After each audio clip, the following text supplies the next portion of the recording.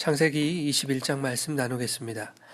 21장은 이삭이 태어난 이야기와 하갈과 이스마엘이 쫓겨가는 이야기, 그리고 아브라함과 아비멜렉이 언약을 맺는 이야기로 나뉩니다. 오늘은 앞선 두 이야기를 중심으로 말씀을 나누겠습니다.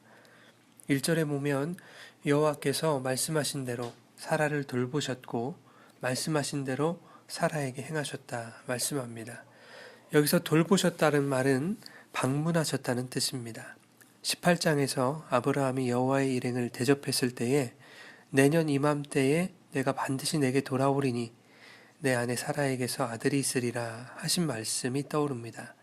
하나님은 말씀하신 대로 찾아오신 것입니다. 그리고 2절에서 말씀하신 대로 행하시는 하나님의 그 신실하심이 나타납니다. 그것은 바로 사라가 임신한 것과 말씀하신 시기가 되어 아들을 낳은 것입니다. 하나님의 일, 하나님의 역사는 자연의 섭리로 일어나는 것이 아닙니다. 여인의 경수가 끊어지고 나이가 많다 하더라도 자연의 섭리를 초월하는 하나님의 역사는 그가 말씀하신 대로 반드시 이루어지는 것입니다. 아브라함과 사라가 아들을 낳고 그 이름을 이삭이라고 했습니다. 이삭의 이름 속에는 두 가지 뉘앙스가 있다고 말씀드렸죠. 하나는 비웃다, 조롱하다의 의미였고 또 다른 하나는 단순히 웃는 것을 의미합니다. 그런데 6절에 사라가 이렇게 말합니다. 하나님이 나를 웃게 하셨다. 내 웃음을 듣는 자가 다 나와 함께 웃으리로다. 모든 사람과 함께 웃음을 나누는 것은 기쁜 일입니다. 예전에 여호와의 일행이 사라에게 아들이 있을 것이라고 이렇게 말을 하자 사라가 장막문 뒤에서 웃었던 그 비웃음이 이제는 사라뿐만이 아니라 모든 사람에게 함께 웃을 수 있는 기쁨이 되어서 찾아온 것입니다. 여러분, 인간적인 가능성이나 자연의 법칙, 생물학적인 상식, 어떤 과학적인 근거 등이 절대적일 수 없습니다. 때때로 그것들이 하나님의 말씀을 비웃음의 대상으로 만들 수도 있기 때문입니다. 그러나 하나님은 당신의 말씀과 말씀의 내용인 그 언약을 통해서 인간들의 비웃음과 조롱을 웃음과 기쁨으로 바꾸시는 그런 좋으신 하나님이심을 믿습니다. 이삭이 젖을 떼고 큰 잔치를 베풀었습니다. 사라의 눈에 아들 이삭을 놀리는 이스마엘의 모습이 들어왔습니다. 이 일이 원인이 되어서 하갈과 이스마엘이 쫓겨가게 됩니다. 9절에 보면 애굽 여인 하갈의 아들이 이삭을 놀리는지라 라고 말씀하고 있습니다. 사실 여기서 놀리다라고 표현한 단어 또한 이삭의 이름과 같은 어원이라는 것을 우리가 이미 18장에서 살펴봤었습니다.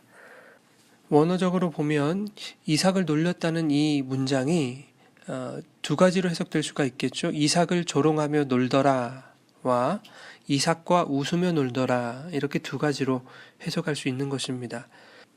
갈라디아서 4장에서는 이 구절을 두고 이스마엘이 이삭을 박해한 것으로 그렇게 설명하고 있지만 오늘 본문의 말씀만을 두고 보면 이스마엘이 이삭을 핍박했다고 보는 것에는 좀 무리가 따릅니다. 오히려 다른 차원의 해석적 접근이 필요해 보입니다. 당시 이스마엘과 이삭의 나이 차이는 최소 14살 이상이었습니다. 이스마엘은 아브라함이 86세에 낳은 자식이고 할례를 받을 때의 나이가 13살이었습니다. 이삭은 아브라함이 100세에 낳은 자식 아닙니까? 그리고 지금 이삭은 이제 막 젖을 뗀 상태였습니다. 성경시대에는 만 3살가량이 되어서야 젖을 떼었다고 합니다. 종합해보면 이삭은 이제 만 3세가 지난 유아였고 이스마엘은 17세 이상의 청소년 아닙니까? 애초에 이 둘은 상대가 되지 않습니다. 3살배기 아이를 얼마나 놀리고 조롱했겠습니까? 사실 이스마엘이 이삭을 놀렸다고 해도 그것이 하갈과 이스마엘이 쫓겨나가야 하는 그런 정당한 이유가 될 수 없었을 것입니다. 그들이 쫓겨난 근본적인 이유는 사라에게 있는 것이 아닌가 생각이 됩니다. 10절을 보면 내쫓은 이유가 나오죠. 이 종의 아들, 즉 이스마엘은 내 아들 이삭과 함께 기업을 얻지 못하리라 이렇게 말하고 있습니다. 남편 아브라함은 나이가 100세가 넘었고 이스마엘은 점점 장성해 가는데 이제 겨우 3살배기 이삭의 기업이 이스마엘에게 옮겨질 것을 두려워했던 것입니다. 그러니 이스마엘이 무엇을 한들 예쁘게 보이겠습니까? 아브라함은 매우 근심했습니다. 좋던 싫던 둘 다 자신의 아들 아닙니까? 그런데 하나님께서 근심하지 말라고 하시면서 사라의 말대로 따르라고 하십니다. 아니, 사랑의 하나님이라면 사라를 꾸짖으시고 하갈과 이스마엘이 쫓겨나가지 못하도록 은혜를 베푸셔야 하는 것 아닙니까? 그런데 사라의 편을 들어주신 것 같은 그런 느낌이 든다는 말입니다. 그러나 이것은 사실 하와를 편들거나 그녀를 칭찬하는 것과 거리가 먼 일입니다. 하나님은 지금 사라의 연약함과 이기적인 모습조차도 선용하셔서 하나님의 뜻을 이루어가고 계신 것입니다. 언약의 백성과 불신의 자녀를 구별하시려는 의도로 보여집니다. 갈라디아서 4장 29절 말씀처럼 육체로 난 자와 성령으로 난 자를 구별하시는 것이죠. 사실 같은 장소에서 산다고 해서 이 둘이 구별되지 않는 것은 아닙니다.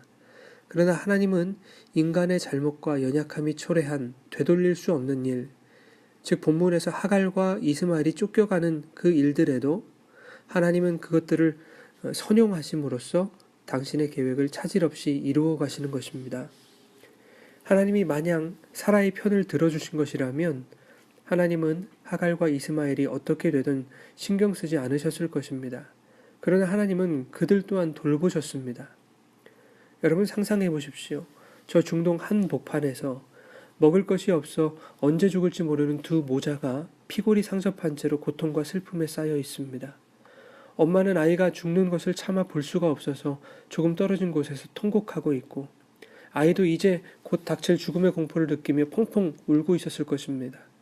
얼마나 가슴 아프고 안타깝고 비극적인 상황입니까?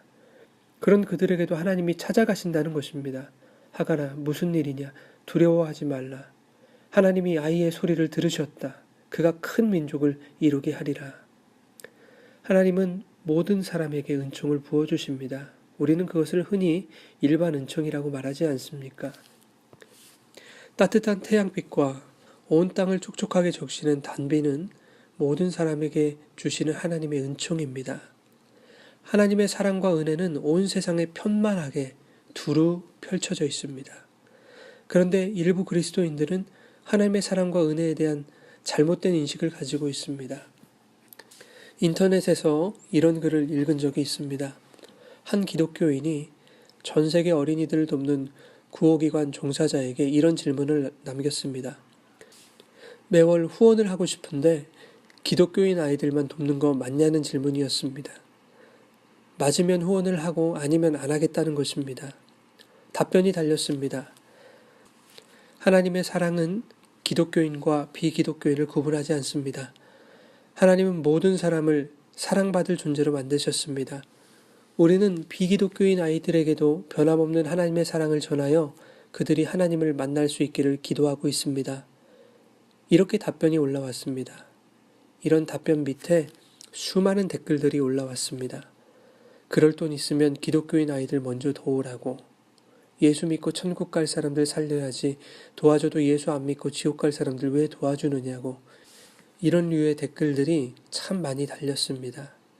정말 살이 떨리고 분노가 치밀어 오르는 댓글도 있었습니다. 지금 굶어 죽으나 후원받을 거 다 받고 죽으나 지옥 갈 것 뻔한데 왜 도와주느냐고, 그런 건 의미가 없는 일이라고, 낭비하지 말라고, 그게 선한 일이 아니라고, 착각하지 말라고, 이런 댓글이었습니다. 여러분, 하나님은 분명히 언약의 백성들과 그렇지 않은 육의 자녀들을 구별하실 것입니다. 그리고 마지막 날 그 둘이 처하게 될 결과는 매우 다를 것입니다. 그럼에도 불구하고 하나님 아버지는 그가 믿는 자이든지 그렇지 않은 자이든지 그들이 처한 어려움과 고통에 함께 아파하시고 함께 눈물 흘리시는 분입니다. 아이가 굶어 죽게 되면 어미의 마음으로 눈물 흘리시는 분이 하나님 아버지이십니다. 그렇지 않으셨다면 허물과 죄로 죽었던 그 죄인이었던 나를 살리실 이유가 없는 것입니다. 그대로 놔두셨을 것입니다. 하나님은 모든 민족과 모든 나라와 족속과 열방이 주님께 돌아오기를 바라시고 기다리시는 분입니다. 우리 그리스도인은 모든 민족이 예수의 제자가 되는 일에 동참해야 할 그러한 사명을 받은 자들입니다. 그릇된 선민의식은 하나님이 우리에게 분부하신 명령에 불복하게 만들 뿐입니다. 오늘 하나님이 하갈과 이스마엘을 돌보시고 또 그들을 붙들어 주시고 광야에서 샘물을 마시게 하셨던 것처럼 우리들도 우리가 만나는 모든 이들에게 차별 없이 주님의 사랑을 전하고 주님의 사랑을 증거할 수 있기를 주님의 이름으로 기원합니다.